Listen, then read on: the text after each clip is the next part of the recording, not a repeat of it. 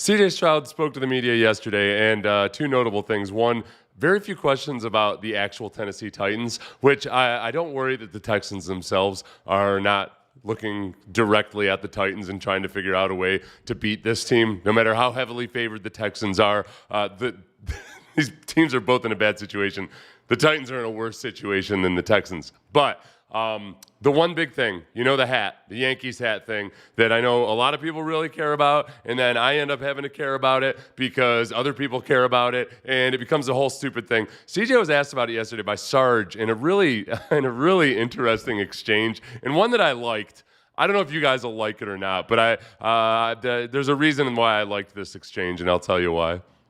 But this latest thing now is Sarge was basically asking, how do you tune out all of the outside noise? well, CJ showed up with this hat on again. How are you able to block out that hat stuff? I don't even know what you're talking about. There's a lot of fans upset that you had on a Yankees hat. A lot of Astros fans. I don't care about that. That's not my business.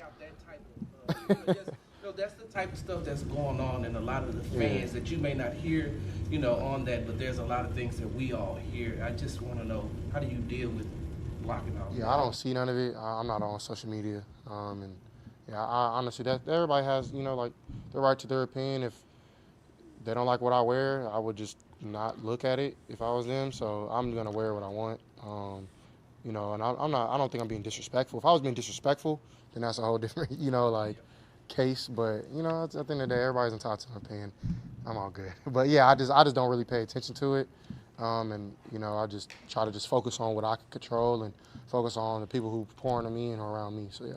Okay, so the skeptical amongst you might say that he's not telling the truth when he says he's not aware of it. I happen to believe him. I honestly think that the actual confusion by him being asked about this hat, especially a few days afterwards, leads me to believe that it is true that he's not on social media, and that more importantly, as I've told you guys before, it's not so hard for an athlete himself to stay off social media. I think they're getting better and better at it. The really difficult thing is training your inner circle not to tell you what everybody is saying about you, because then it's you might as well be on it. It's like if you knew that, hey, if somebody came in and was like, hey, Seth, they're insulting you in the next room, but just don't worry about it. Like, it's in your brain now. And you start wondering what they're saying. I do think that there might be room for, the way coaches do it, like maybe have one trusted person that tells you the things you do need to know.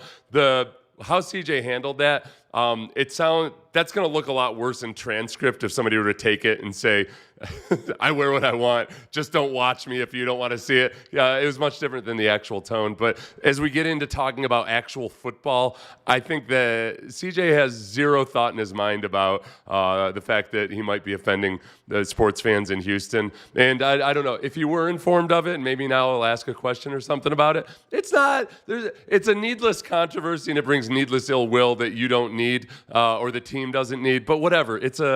It's ultimately stupid, and it's something that we're really going to focus on after losses as a fan base.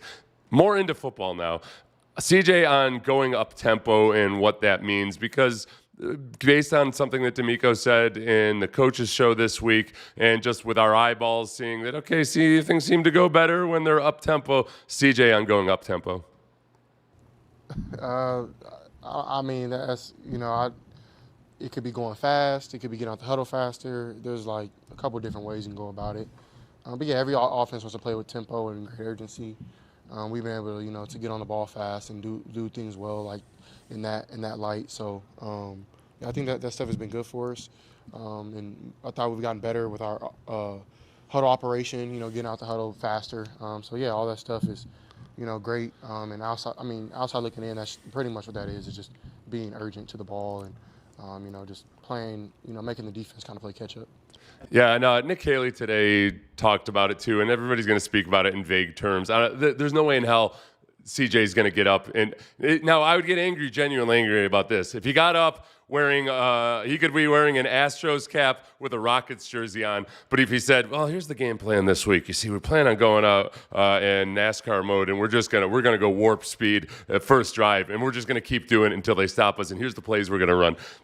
Bad choice. That hurts the team. I think that the pre-snap operation has gotten better. It's a matter of still everybody being on the same page. And honestly, if I'm going to look for positives in what's happened so far this season, I do think that the run game is still not good enough, but it's better than it was last year in terms of just not getting so many negative plays in the run game.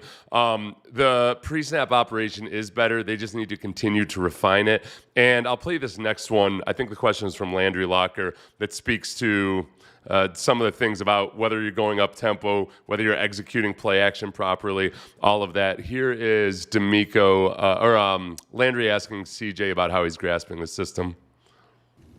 How has the grasp of the system been? I know in the past with the system, it's been mentioned as kind of like hard to pick up, even going back with Deshaun. Are you picking up the system? Do you find it to be a little bit difficult?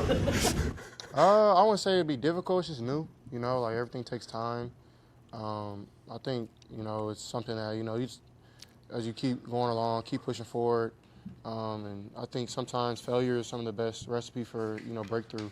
Even though it sucks, it's not good in the moment, but I believe that I'll be great from it, and I'm learning a bunch.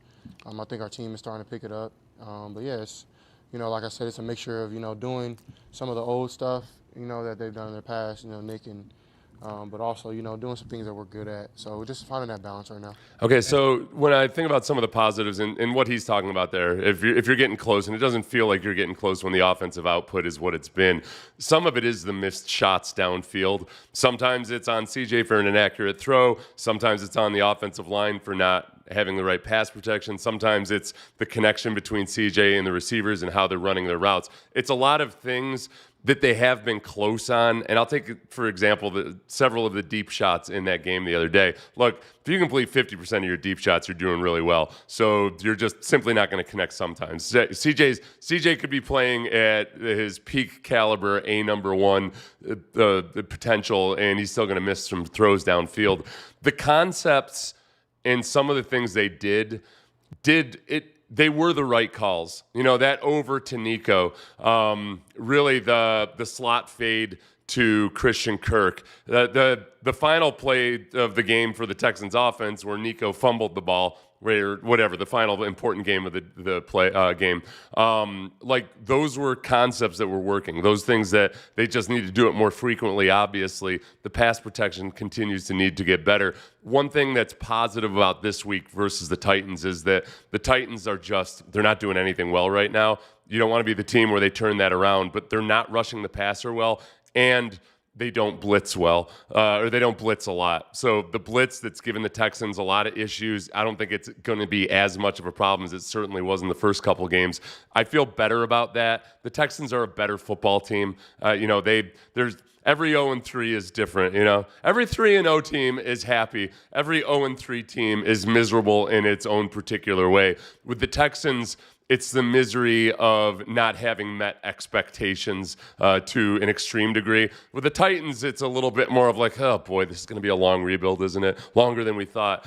They're different teams. So if the Texans improve a little bit again this week, and if they actually show up and play at home, it should be pretty good. On the other side of the ball, the Texans' pass rush has been very good. The biggest issue they'll face is not from the Titans' offensive line. They've had trouble at the edges, protection on the edges. And it's Cam Ward and his mobility, and he's got, I don't know, let me know who you think I should compare Cam Ward's mobility to. There's a part of me that wants to say Baker Mayfield just in terms of not being an incredible athlete, but just you've got functional athleticism and a functional ability to scramble and make time. But he's classic, he's scrambling to find time to throw. He's not a rookie that has to learn how to be a passer. He's just got to refine the passing part of it. Let's see, next one from CJ that I had tabbed. Oh, okay. This is CJ on leaning on past experience and getting through these slow starts and how to work through it. This is entertaining. Yeah, it was. I was probably it was my first time starting in high school, my junior year. I was like 15 or 16. Yeah, it was tough, man. The whole school hated us. People were riding on the boards. Our football team's trash. Yeah, it sucked, but I think it prepared me for what's going on now. And that's why I just I stay rooted and anchored into the people who pour into me, who love me, and who I love. And I kind of just let the cards play where it's at. And I think for this team, like, you know, I was talking to Kels, like, to Aaron's point, like, they were 2-6 last year, and everybody wrote them off. So that's what you give people an inch, they'll take a mile. And I think that's the goal is, like, you know, to keep it internal and keep our eyes set on our goals, whatever it looks like. It changes.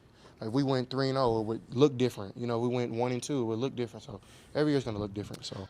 Okay, one thing that I can guarantee you D'Amico's not necessarily putting up in the meeting rooms or anything is something that a lot of us talk about, which is, if you start off 0-3, only one team has done that this century, and it was the 2018 Houston Texans. How often will lightning strike once? The important thing to remember about that is, A, things that have never happened before happen all the time. Every single day, something that never happened before happens again. And, you know, we've seen the Texans themselves do it. B, or two, whichever one I said there first. As far as the football players themselves or any athlete goes, statistical improbabilities doesn't really work. It doesn't really work at discouraging an athlete, because think about every single guy that starts in an NFL game had about a 0.1 or 0.01% chance of ever becoming a starter in the NFL. If you just take genetics and where you just went to school and all that out of it, it's just that those are the facts. Those are the stacks. Guys don't get daunted by the odds necessarily. They're young, they're dumb, they're full of reproductive material, and I don't worry about guys feeling like, all is lost. We're 0-3 and we've only got a whatever percentage chance of making it this season. The 2-6 that Caley is told, I think he told the media last week, but he told CJ that as well. It's a really relevant point. I'm not saying that, hey, Texans got to shoot 2-6 is the goal. Once we get to 2-6, then we'll get past it. They got to get past this week. But every 0-3 team is different. This team dropped one to Jacksonville simply because Jacksonville played less poorly than the Texans did. That was the most disappointing loss. The first two games I can find encouragement in, because I think those are two good football teams that the Texans played up to the other team's caliber for much of the game, not across the board and not with great offensive performances, but through a combination of special teams, defensive plays, and some spot plays on offense. They were in those games. So it's a matter of just, you got to win this game. I mean, yeah, it's not a must-win game, but I don't want to start looking up the stats for how many 0-4 teams end up making the playoffs, because I am an athlete no longer. I will get depressed about it. This is CJ on a hypothetical from Landry. I can't even remember what the hypothetical was. So well, and then it happens. But if you flip year 1 and 3, you would be like, he's figuring it out. Oh, okay. So if you flip year 1 and 3, it would look like the progression was. I feel like this is. I'll have to ask Landry about this. I feel like it's kind of what people would say about Tom Brady. You know, if you had flipped the first several years of his career and put that behind the earlier years in his career. I don't know. Remember when before they went on that second streak of winning Super Bowls, people would talk about stuff like that. Here's CJ on that hypothetical. I mean, I can't. Like that's like if I get a deck of cards, I'm playing Uno with y'all, and I'm like, dang, I wish I had all +4s. Like, I can play those games all day in my head, but if it's not my reality, it's not my reality. So I got to play my reality. I'm solid. Yeah, my domino game is a lot better. Yeah, CJ had some fun yesterday. I know a lot of you noted that yesterday, that he seemed loose and everything. I try not to read CJ's body language just because it's like CJ's just he's a low key dude, you know. And the cautionary tale with body language is always that. Remember Eli Manning early in his career was just look at the guy. Does he even care? And then after he won a couple Super Bowls, it's like That's the demeanor of a winner right there. That's a guy who's unfazed by the moment. He never changed anything. He walks around society with that same mopey look on his face as he did when he was a rookie with the Giants. One thing here, I'm glad you brought this up, Texans fan. I bet Stroud didn't wear a Michigan hat at Ohio State.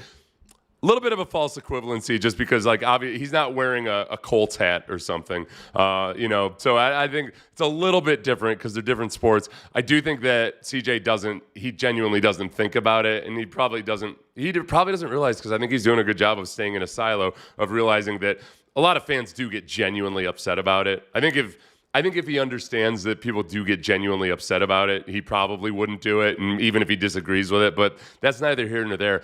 But the one thing, it's interesting about team apparel, because you brought that up, and it's weird. I don't know what the explanation for it would be, but high school, you wear your Letterman jacket around. College, I mean, I wore my athletic gear just mostly because they did my laundry for me, as long as it was athletic gear, probably 75% of the time in college. You get to the NFL, and guys very rarely, unless things have changed, but I don't think they have, guys don't really wear their gear out. Like, they're not going to wear a Texans jacket out to their kid's piano recital or something. And for me, it was always, and I don't know if this is why it's that way for everybody else. For me, it always felt like you're almost like trying to draw attention to yourself as like, hey, look at me, I'm a big shot. I don't know, maybe other guys don't do it for different reasons, but it's a weird dynamic that like pro athletes don't necessarily wear their team. And I don't think it's because they don't love their team or anything. Like Teddy Bruschi, I don't know if he wore Patriots gear around town when he was a player in New England. It feels like you're trying a little too hard. Let's see. Okay, you guys are having deep arguments about the hats in here. I don't know if I can't find a non-hat discussion. That's why you guys come to me for the serious sports discussion. I did an interview with Blaine Bishop, former Oilers great, about the Titans. He does radio in Tennessee right now, so that interview is up. And I want to get to Kaylee. I listened to Kaylee's press conference, and you guys know how it works. I find a way to get optimistic by Friday, and damn it, I'm optimistic. It's a little bit easier this week, but damn it, I'm optimistic about some of the growth on the offense, and we'll talk about that.